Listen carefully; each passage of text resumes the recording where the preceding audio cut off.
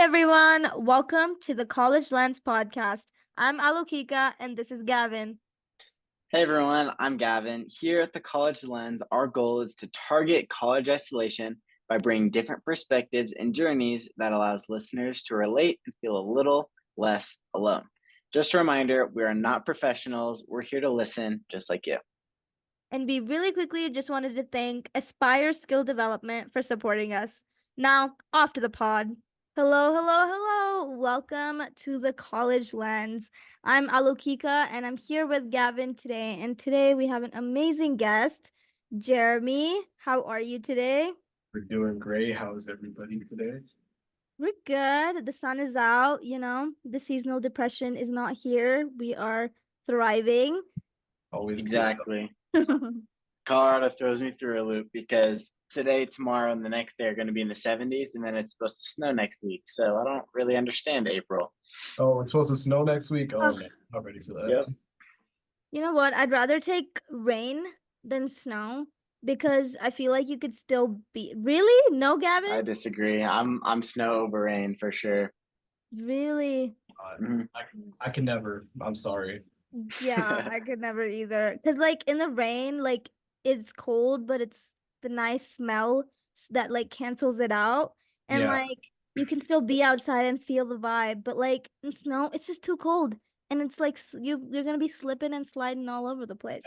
So, It couldn't do it. So yeah, no shade, Gavin, but I don't know. I think I'm snow sorry. snow just brings good vibes to me. I Yeah. like the snow, but I think both are fine. Obviously, I think the sun is the best. Yeah. Okay, well, Jeramie, do you want to introduce yourself and let everyone know what you're all about? yeah, for sure. I'm Jeramie Quintana. I am a sophomore here, currently at the Leeds School of Business. I am currently studying finance and accounting, and I hold a lot of leadership positions here on campus. And I'm an RA first and foremost, and I'm currently running for exec positions in a club and a lot of other things going on in my life. But yeah, I'm Jeramie. Yeah, that sounds awesome, but it also sounds like you're doing a lot every day. It is a lot every day, honestly, as a business student. I mean, it's in the name itself, busy, right? Yeah. Yeah, exactly. I would say, how do you kind of deal with doing so many things? We can just get right into it. It just sounds like Yeah, a good little segue there. yeah, of course. So, I mean, I don't know. You just kind of sort of realize after a bit, it's all about balance, right? And with balance is becoming a young adult is that, time management is number one.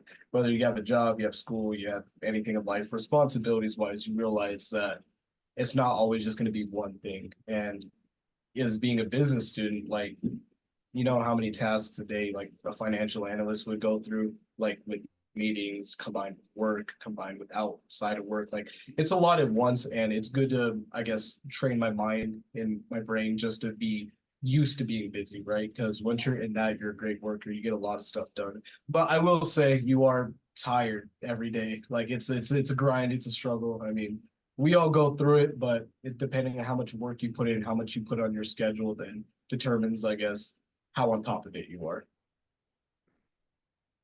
Exactly. I think college is like both fun depending on how you take it, but also like you're always constantly like taking in information and knowledge that you don't even realize. And sometimes like I just randomly like talking to someone and we're like talking something about something that we covered in class. And I was like, I don't even know how I knew that, but I just said it, you know? So it's crazy. It's just a lot of Yeah. background information being presented and a lot of just there's a lot of moving parts like when you have a busy schedule, right? So you a lot with me at least, I like to plan without knowing my schedule, and I guess that allows me to like make time, I guess, because when you're scheduled, at least like in the future, like when you have certain events going on, you make it work. And that's a part of it. That's the thing about business. You make it work. And that's that the thing is that, professors are not going to give you a second chance. They're not going to reach out their hand to help you, right? So that's a part about making it work is that people don't realize with balance is that it's not all butterflies and rainbows, right? Unfortunately, you're gonna Mhm. have down days, you're gonna have your up days, but the greatest part about balance is just learning how to not be isolated, right?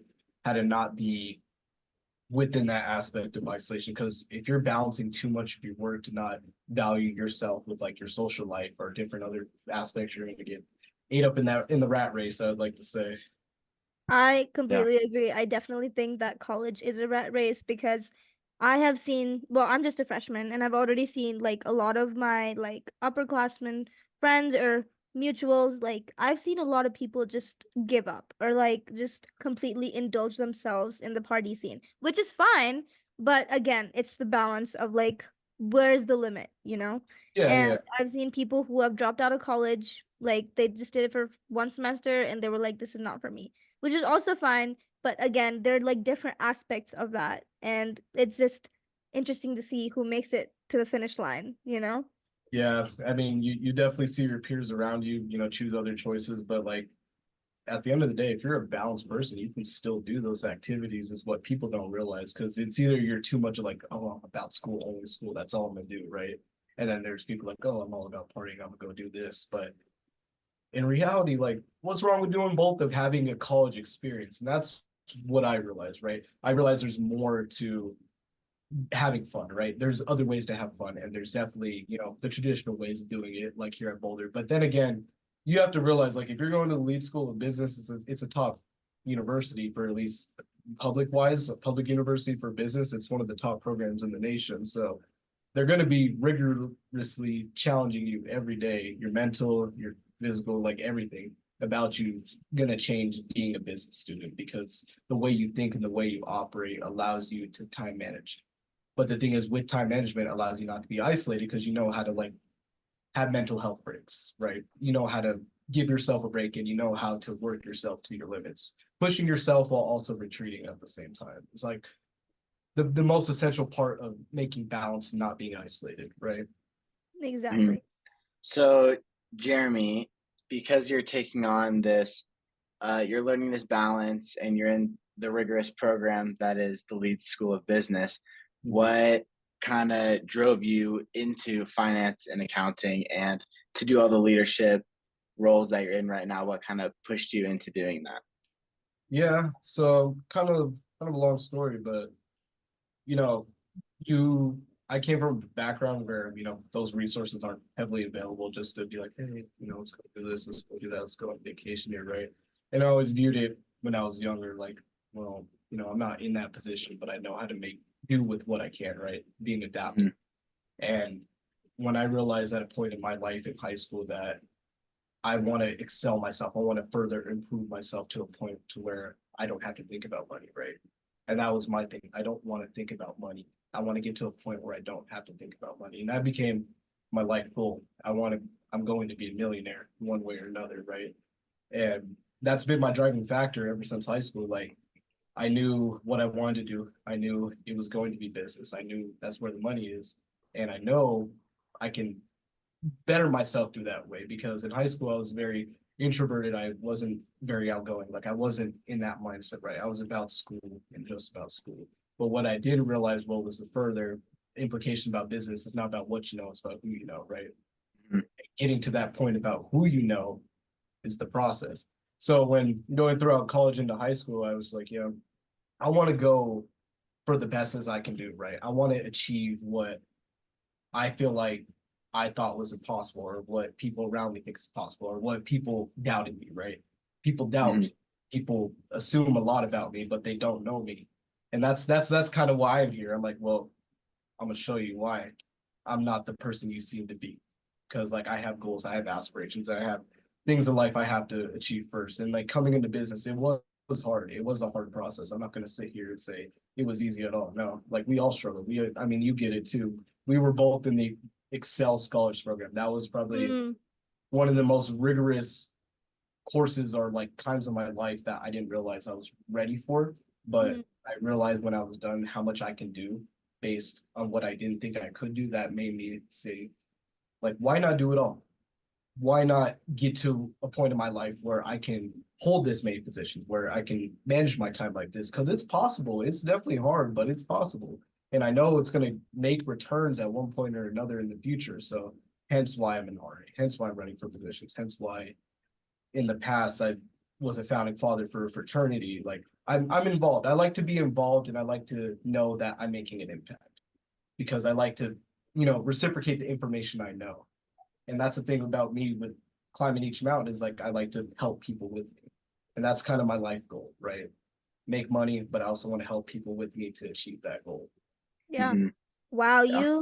you sound like a very like renowned person, and that's very admirable because a lot of like especially in this generation, I feel like I don't know, I just don't see a lot of that these days, and it's very hard to find people who are very like driven and know what they want to do and have everything set in stone and to have that mindset like, oh, I'm gonna be a billionaire one day. Not a Yeah. lot of people say that, No, so that is no, really cool. nobody's thinking, and that's the thing.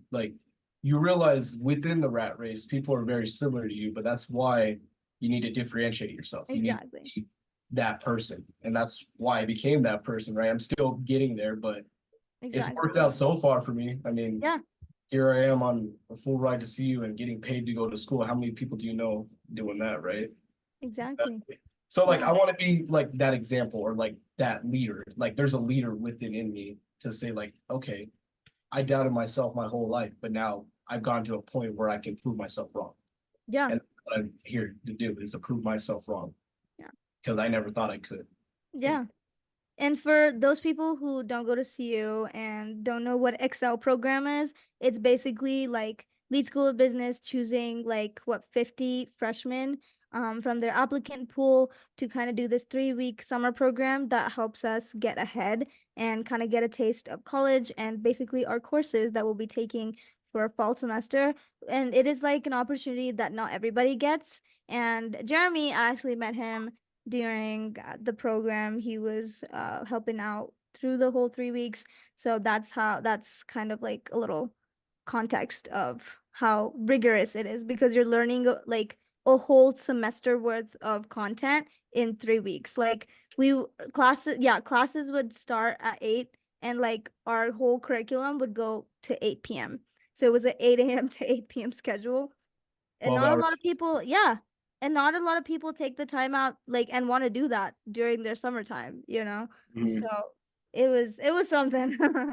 It definitely, yeah, see, that's the thing. It helps you as an individual and as a business professional, but it also mentally challenges you, right? Because you don't think you can do it. And then when you get into it, you're like, oh my God, I'm so tired. I'm not motivated to do this. But then when you get out of it, you're like, wow, I'm so much more than I think, right? Like this is literally what college freshmen do before you even went to college. So very Yeah, useful. and that's what one of the main points of college is to go in coming from high school where some people aren't really challenged within high school, and going into college you see how different it really is. You go in and it may seem overwhelming or difficult at first, but then it really proves how much you can really do and who you really are and what you can overcome. And that's such an important aspect of college that a lot of people don't see. It's about learning, it's about making connections, it's about kind of finding out who you are, but also seeing what you're capable of and that you're capable of more that you think you're capable of more than you think you're capable of. Yeah. And that's what life is too, is what I've found out about, growing up and maturing is that it's about what you realize that you can't do. And then once Yeah. you realize what you can, then that's how you make, you apply yourself, you apply your potential, you apply what you know and how you can get there. It's all because like there's a saying like the man with the plan is gonna go better than the smartest person in the room. If you have a plan going into it, it's not necessarily about being smart. It's not necessarily about being like significantly better in margins. It's about having a plan, right? Because a lot of people don't have a plan, and that's where you were mentioning like you see people dropping out, or you see people, just party all the time, or you see people like do whatsoever. But if you have a plan and if you have a balance, like you're not going to have an issue. Nobody's can tell you anything because once people realize that about you, like, oh, you have your stuff together. You're getting your stuff done, but you're also having fun. How do you do it? Yeah. Just class. Just do what you're supposed to do and put your best foot forward in what you know is going to be better for you, right? And that's the best way I've learned. Just put your best foot forward, and you're going to get returns. I mean, Right. I would agree. I would say having a plan definitely is super important, So, Jeremy, what would you say to those people watching who don't have a plan and don't know how to start making a plan? Yeah, so it's okay. It's okay to not know, right? And that's why you have peers, and that's why you have faculty advisors and like different resources you can access. But in general, like the way I found myself to my plan was to realize what I didn't have, right, growing up. We didn't have a lot of money. We didn't have a lot of resources to go do those things, right? And I realized, well, I want to get to that point where I don't want to think about it, right? I want to be comfortable. And that was my driving factor. And with other people, this can be like, well, what's the like it can be anything, such as minuscule as like buying, Apple Vision headset or like buying a new car or going to a new location, right? It's not about, like I said, it's not about the destination, it's about the journey. So when you're focusing on getting to that end goal, it's about what you learn getting to that. So, okay, I want to buy a new car within this year. How am I going to get there, right? You want to set the goal. You want to be like, I need this certain thing, something that's missing out of your life and something that's significant for you to chase. So for me, it was money. I want to have it. I didn't have it.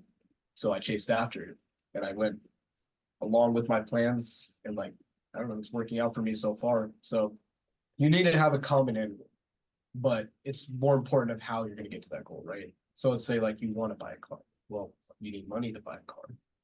Where do you get money? Like you just it's breaking down a problem and being able to analyze where you can source how to find solutions to the problems is the best way I can put it. Yeah.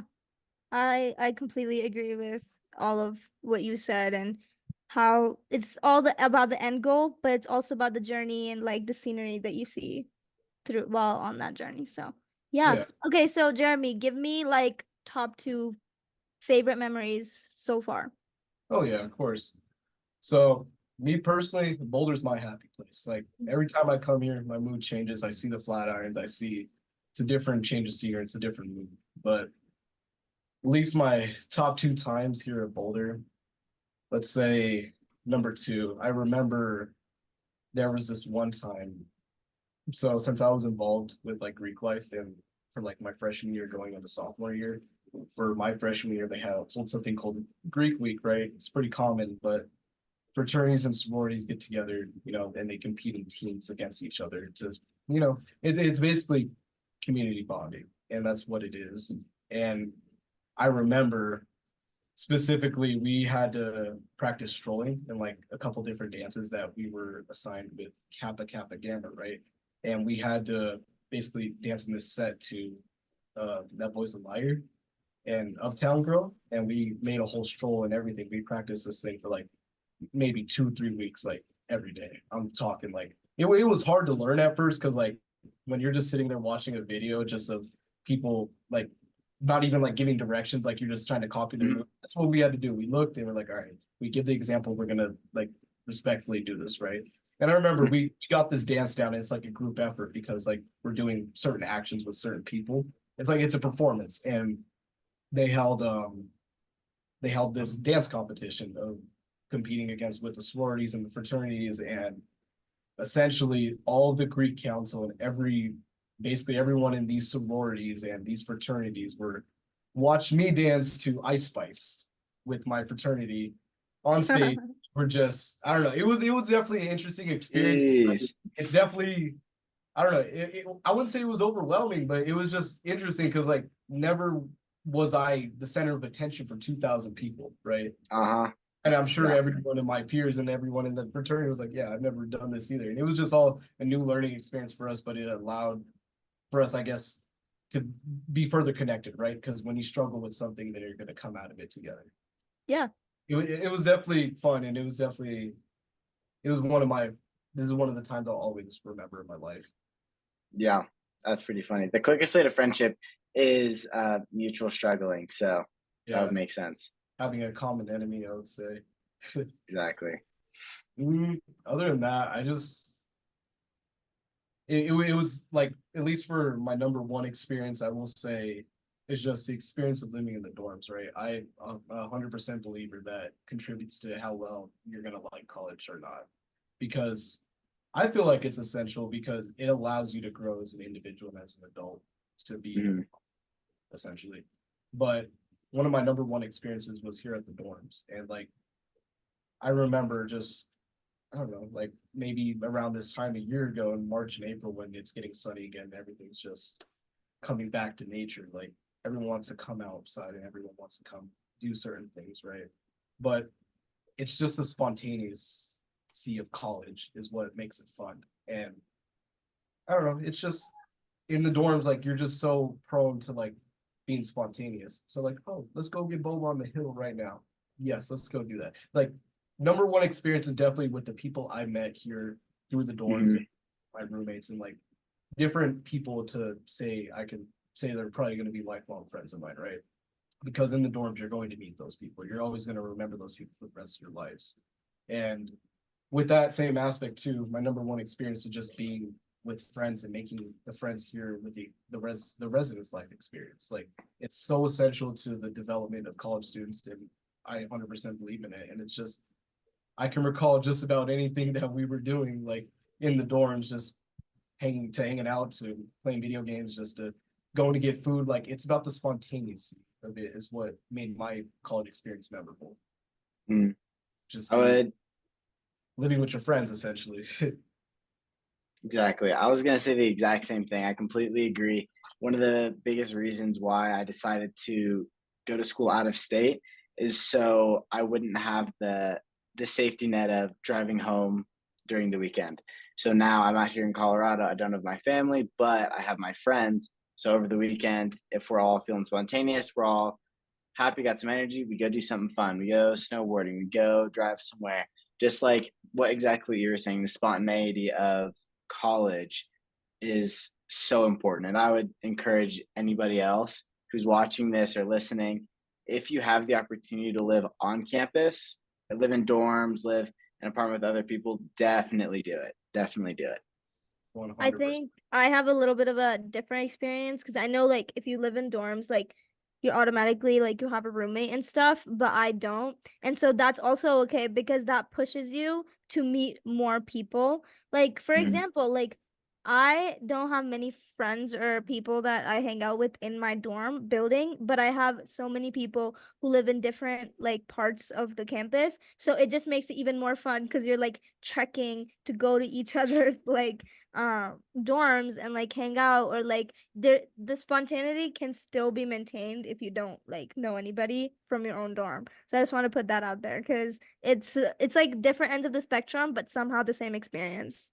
Yeah, yeah, for sure. And something I'd like to add on to that is that even though it sounds counterintuitive, it's like isolation pushes you to not be isolated, right? Yes. It pushes you out your comfort zone to be able to say like, I need to go do this, I need to socialize, I need to be out my comfort zone. And that's Yeah. what allowed me to grow as an individual, was being out my comfort zone. Yeah. It mm, allowed me to make friends. It allowed me to be the person I am today. And I mean, it essentially, it's counterintuitive. Like I said, it's like you're isolated, but that makes you not want to be isolated. And mm. Exactly. that's the spontaneity and the greatness of college is that everything acts in one. There's just a lot of moving parts around you, and it just makes you you. Yeah.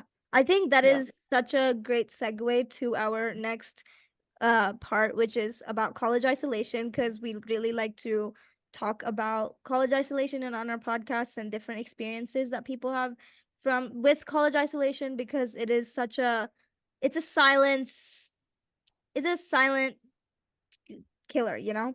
Like a lot of people go through college isolation, even if you're partying. I know a lot of people go through college isolation, even if you're in your dorm. Like there are different types of college isolations, and it's really interesting to see how people, go through that. So, Jeramie, my question to you is, have you ever dealt with college isolation, even though you're so involved, or have you witnessed anybody who has been through it, and how did it go? How did you move past it?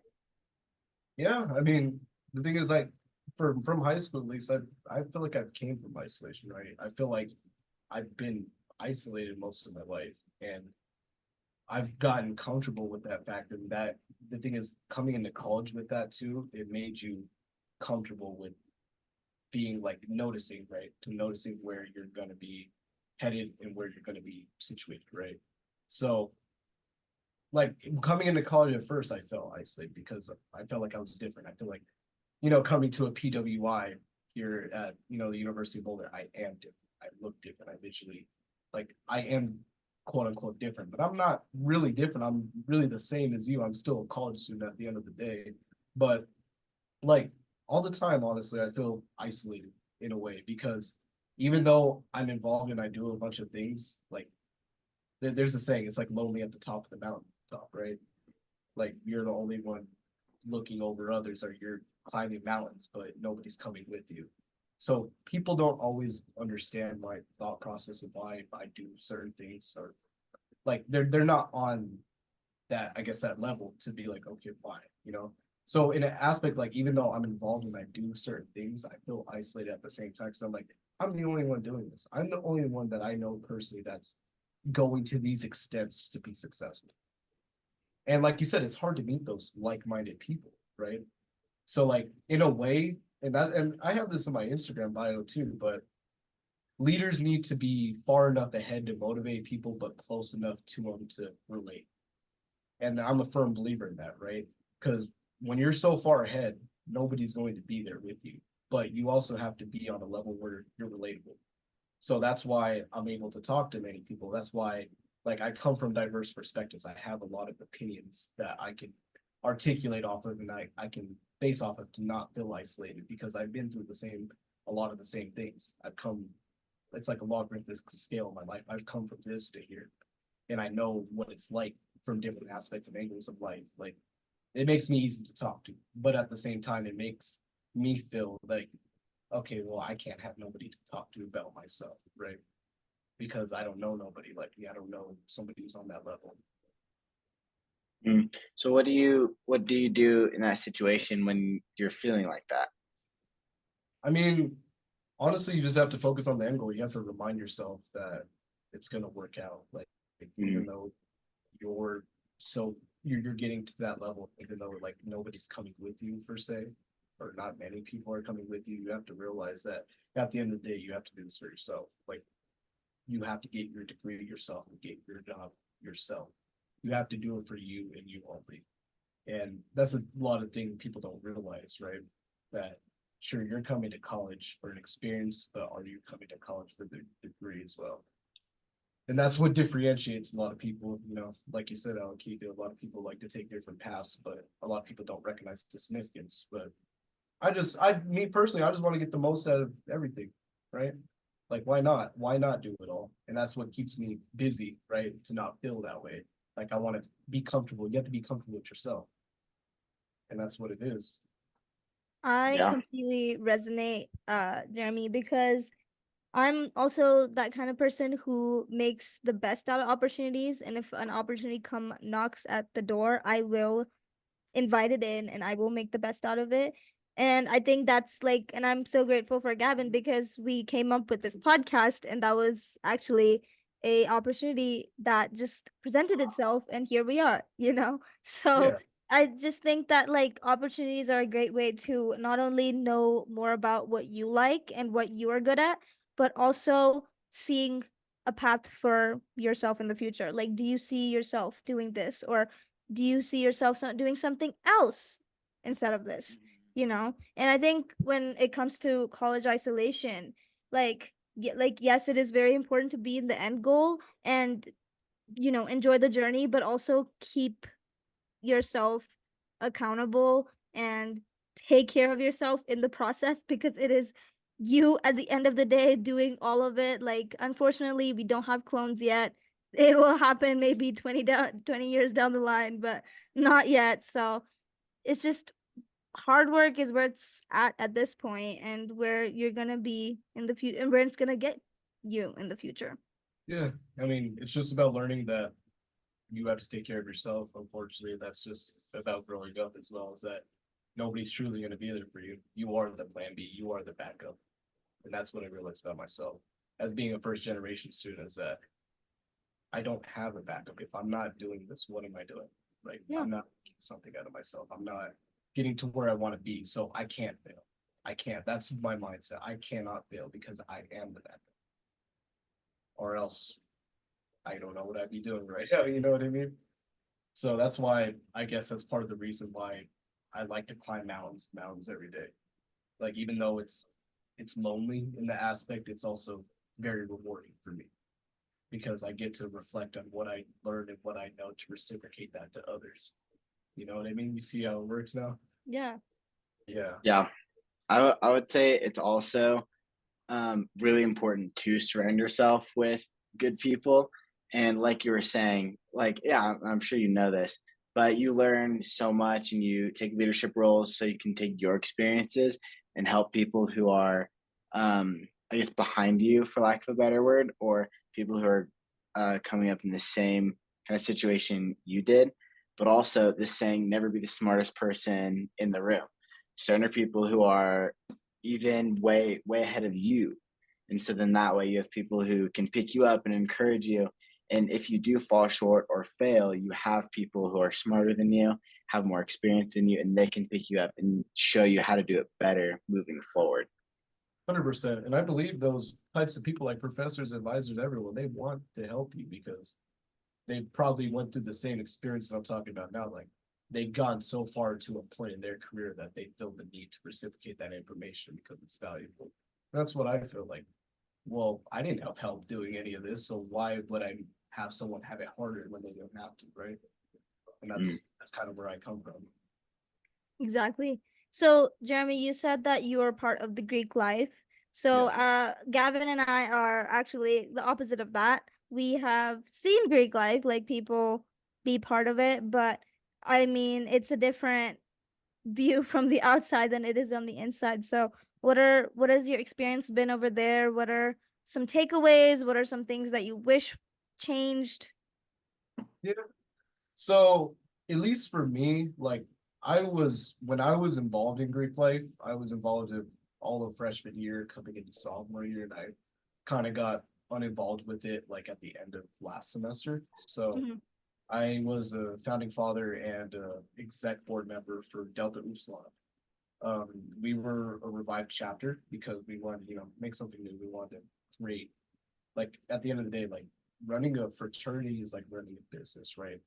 You outsource to new members. The members come, they participate, they pay, and you make events and things for them to do. That's essentially what it is. But there's definitely two sides here, right? So we have one thing called the IFC on the Hill, the Infraternal Council on the Hill, and the IFC in Boulder, right? Those are two completely different councils. So now, when we're talking about IFC in Boulder, that's where most of the sororities are, and that's where there are fraternities, but not the main one you hear about, right? These are the ones, like at least through the university, they have a lot more restrictions and regulations due to hazing and like a bunch of things you usually hear about in Greek life, right?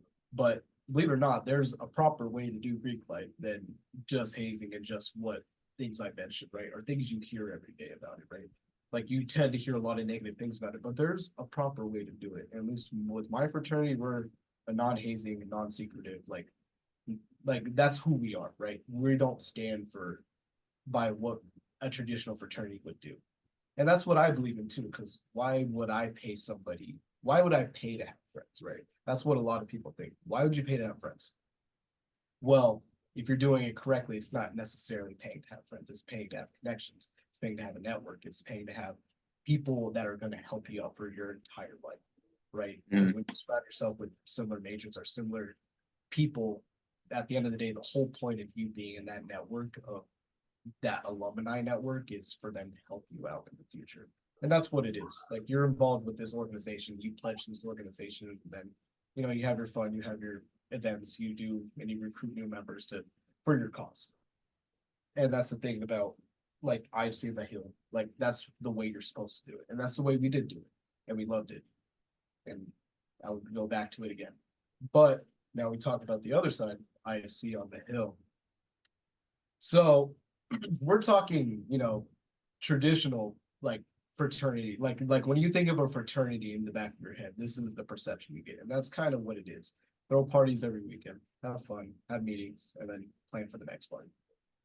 Kind of what it is, but I will say, at least from my perspective and what I know, a lot of the hazing still happens. A lot of like things you don't want to do or don't want to hear happens, right?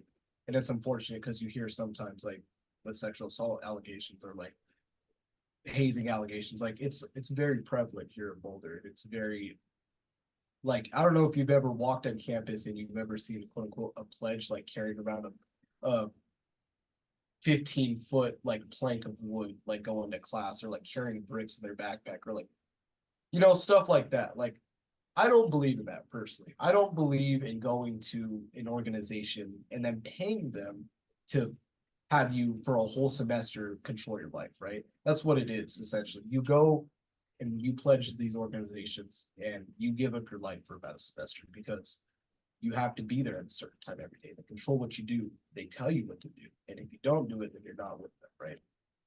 But the thing is, like here at Boulder, it's such a strong and prevalent culture because I think I don't know. I have a couple theories about it, but I feel like since we go to a PWI, that's a main contributing factor of it, right? Their parents were in these sororities and fraternities, so it's like a generational thing. Like it's what they know. Like you go to college, like, hey, rush this fraternity. Okay, like I'll do that since like I know people in my family have done so. Like it's legacy, kind of. I feel like, and the thing is, like when you have easy access to like drugs, alcohol, partying, and different aspects of college, it makes it a lot easier when you're in these organizations, and it gives you credibility, right? It feels like you're something because they say you're something. Yeah. Thing is, like that's what people get involved in. What people get mixed up is that are you doing this for you, or are you doing this because someone recognizes you, right? Yeah. That's the thing about me. I'm an independent individual person. I have my own feelings and thoughts. Like I'm not easily guided by the crowd. Now, is it a crowd thing? Is it like because everyone else is doing it? I'm not too sure. I don't know why people still go along with it because at the end of the day, your grades drop, your social life drops. You're never here. Like you're in control of somebody. Somebody's controlling you for an entire semester, and then once you're in, you're in.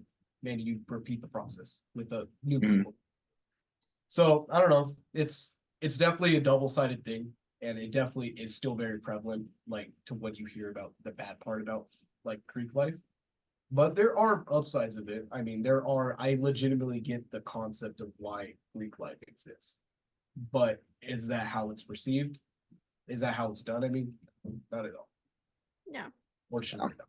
So you just went through a couple of the pros and the cons. At the end of the day, would you recommend an incoming freshman to rush? I would say yes and no, right?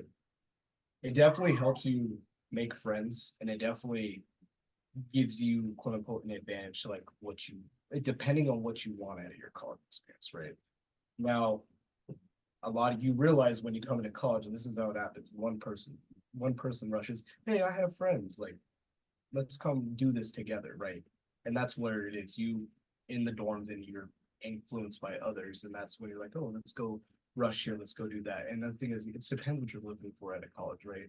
If you're looking for a genuine like brotherhood, like connection, like the way it's supposed to work, then that's why you browse and shop, right? You go to different events, you go to different meetings, and you kind of find out who these people are. But unfortunately, majority of the time, depending what you're looking for, like on the hill at least, you more or less rush these frats to get access to those things, right, of college that you hear about, the partying, the drugs, the alcohol, everything. Like you get access to those by being in those organizations. So if you're looking for that college aspect, and if you're looking for that part of life, go ahead. It's going to be great for you. You're going to have a great one time. Or is that going to be at the expense of you doing school and like other aspects that are really important about college? Yes. So it's cost benefit, right? There's pros and there's cons. But is it really worth it to have you basically waste a semester of your life just by being in these fraternities? Some people will say yes. Like some people like, yeah, this is probably the greatest thing that's happened to me. I feel like I'm more than I am. Like I've made myself more than I am. I've disciplined myself. And that's what they do. They get in your head with hazing for a whole semester. They get in your head to believe like you are this person. You are. And if that's for you, go ahead. All due respect, go ahead. A lot of people do it. So I get it. But I don't get the other aspects, right? I don't get everything else. Like there's better ways to do it, to build a connection, to build a brotherhood or sisterhood. There's better ways to do it. So But basically, like it just depends on like every person. yeah, if Yeah. you want to go and make your college experience as fun as possible, go do it. If you want to balance, like me, you browse and shop and you choose selectively. And that's what Exactly. I think it's also very important to like know that even if you don't, I think I've also talked about this in some of the previous episodes, but it is also okay that if you don't like Greek life or you don't want to be a part of it, you're still gonna have the college experience that is meant for you, and it's still gonna be as fun. Gavin and I are living the best life at the moment, even yeah. though we are not part of Greek life. Jeramie is, even though he is. So it is completely like optional and is completely upon you. You don't have to force yourself because your friends are. It is completely up to you. But thank you for sharing that, Jeramie. I think it is very important for people to know the inside perspective of, and I'm glad that you said like yes and no, because a lot of people, like I know, get pressured into saying yes and then they like regret it afterwards. So it Yeah. is, yeah, It's individual preference, and at the end of the day, what people have to realize that we're all adults. It's personal choice. And exactly. I'm not gonna sit here and tell you how to live your life, but I'm gonna advise you on better decisions. Exactly. Yeah. Okay, well, so in the essence of time, we're gonna ask you our last question that we ask all of our speakers, which is if you could go back, I mean, you're just a sophomore, right? Right now. So at the beginning of college, so a year or two ago, what would you tell the Jeramie then? Yeah. So I've developed myself a lot as an individual, and I personally feel that maybe if I wasn't so busy last spring and like so involved, I guess I could have lived life a little more. But at the same time, I was, right? And something I wish I would have told myself that it's okay to not always know the answer. It's okay to not be like 100% there, right? Because you see different people doing way farther than you are, doing more than you are. Like you feel out accomplished, or you feel like isolated, right? You feel like, okay, well, I feel like I'm behind. I feel like I'm doing this. I feel like I'm that. Well, who said that's wrong to not know the answer, right? We're 18, 19, 20. Nobody has it figured out at this age. In this day and age, I mean, even though I've done as much as I've done, like I can't honestly tell you the answer for everything. So it's okay to know the answer sometimes. It's okay to not to ask for help. It's okay to be like vulnerable. The point being, it's okay to be vulnerable. It's not it's good to make yourself so boxed off and isolated. It's not good for you. It's good for you to outsource and to ask for help and to get, the solutions to your problems essentially. And that's what it is. Like it's okay to not know and it's okay to ask for help and it's okay to outsource because that's what it's about. We're all young and we're all trying to meet each other. We're all trying to get it figured out. But nobody will can honestly tell you. And if they are, they're probably lying. Exactly. Well noted. I think a lot of people can resonate and take away from a lot of your experiences. So, Gavin and I definitely thank you for coming on the podcast and sharing your experiences and just, you know, having a blast. We had a lot of fun learning about your experiences and about you. And I think you are a phenomenal person. And I definitely think you have potential to become a millionaire soon. So, Promise, I guarantee you, you're speaking to a future millionaire right here. yes, sir. Yes, sir. Well, thank you again, Jeramie. We appreciate it. This is the College Lens, and we will see you next time. Bye.